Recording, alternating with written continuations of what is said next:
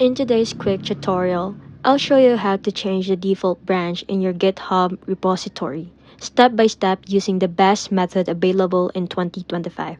First, open your browser and go to github.com, log into your account, then navigate to the repository where you want to change the default branch. Now that you're inside your repo, look at the top menu and click on Settings.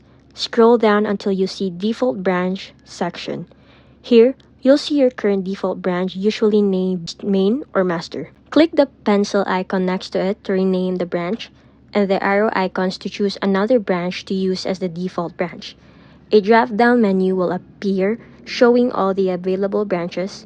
Choose the one you want as your new default, for example, testing or any custom branch you've created. Then, click Update. Confirm your selection if prompted. That's it. Your new default branch is now active, and any future clones or pull requests will use it by default. Keep in mind you can always switch back or update again later.